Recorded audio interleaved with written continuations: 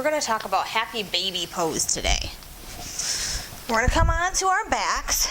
So I like happy baby. I think it feels nice, and I like that there's an element with the upper and Lower body. unlike some of the other Recline poses where you're just focusing on the lower. So we're going to come onto our backs. Roll the shoulders under. Take that out.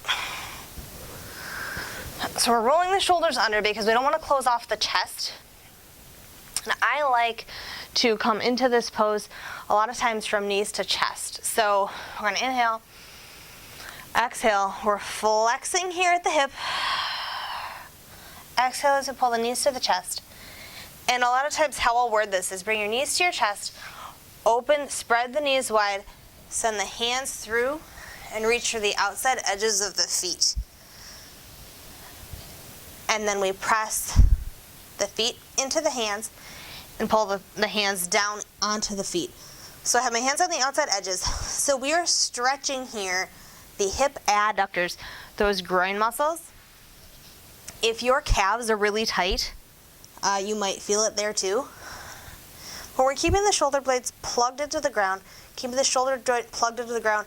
You can rock back and forth if that feels nice. So think about what's happening here. We're pulling the toes up, right? We're pulling the toes up so we're active in the shin, the tibialis anterior, which means that we're stretching more in the calf. We have hip flexion going on. We have knee flexion here. And then we have dorsiflexion of the foot. So we're pressing up with the feet, pulling the toes back. We're lengthening through the groin muscles here, the hip adductors. And obviously it depends on your hand, or the length of your arms and the length of your legs, what this is going to look like for you. I like to combine bound angle with this one. I think it's a nice transition.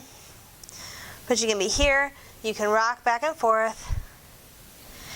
The other thing we have going on in the hip is a little bit of abduction. And we have just very slight lateral rotation, because if we were to bring the legs here, then they're in neutral position, they're straight. Because we're opening them up, we're engaging that lateral quad, and then we're engaging the piriformis a little bit, some of those lateral rotators of the hips. And we're also keeping our shoulder blades down into the mat. So our rhomboids and the middle trap on the back of the shoulder in here, those are going to be engaging a little bit. The core is going to be kind of active in this pose. But it's good to sort of think about what's actually happening in the pose so that we can accomplish it with the integrity of the pose.